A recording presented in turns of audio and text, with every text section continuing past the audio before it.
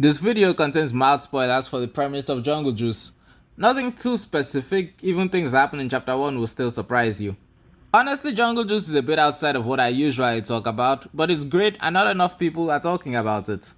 Not enough people talk about some great webtoons, to be honest. So let's fix that. What would you do if you woke up with butterfly wings, antenna on your head, a scorpion tail? You know, after the part where you panic. The story follows Suchan, a popular college student who has a secret. He grew giant dragonfly wings on his back after using a certain bug spray, jungle juice, to kill a dragonfly. He enters the next college, a secret society where people who've been partially transformed into bugs can hide from the outside world, with the promise that if he becomes valedictorian, he'll be able to obtain a cure. In the process, he and the rest of the cast investigate the origins of the mysterious jungle juice that made them that way, battle evil bug people, and try to survive college. Personally, I can relate. In order to do that, they must all master their powers in a very violent educational system, which in and of itself raises some questions. The story has an interesting theme of self-acceptance and inferiority complexes introduced in the first chapter regarding how insecurities about things you can't control can wind up affecting your life.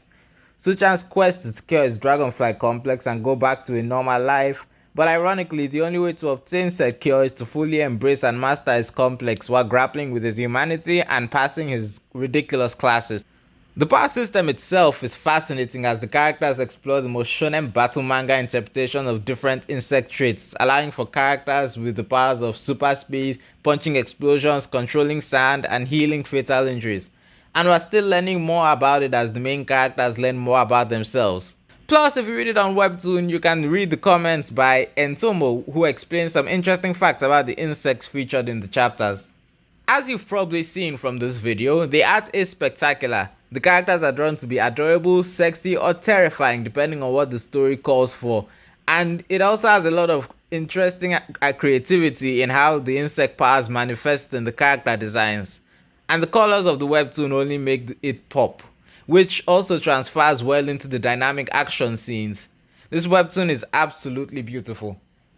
And speaking of fight scenes, the action does not disappoint. The battles all feature some beautiful choreography as characters find themselves in situations that push them and their abilities to their very limits, fighting for their lives, be it while facing their natural predators, to giant mutated monsters, to trying to pass a test. All with a sense of urgency and danger that leaves you in suspense as to what could happen next. And there are so many different applications of the insect powers used that it never gets stale.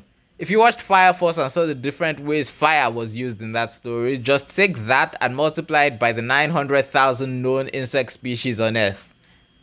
Wait, 900,000? Known? Honestly, I'll only be mildly completely shocked if a character pulls up and stops time. On top of that, the writer is really good at using battles to build strong characterization as well as tying those moments into power-ups that make them even more hype than they already were. The main characters are quite well explored, delving into topics like feelings of isolation, inferiority, and weakness.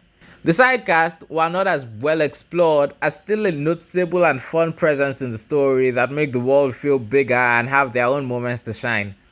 Honestly, I'd love to make more videos on it, depending on how this one goes. Also, one of the professors attacks their students with a chainsaw. Yes, he is a fan favorite. The webtoon currently has 72 free episodes out at the time of the script, which, thinking of everything that's happened in the plot, kind of feels like a surprisingly small number. And it's also between arcs, so I encourage you to check it out. You will not regret it.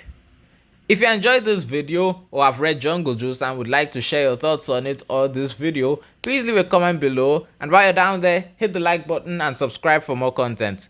Thank you and good day.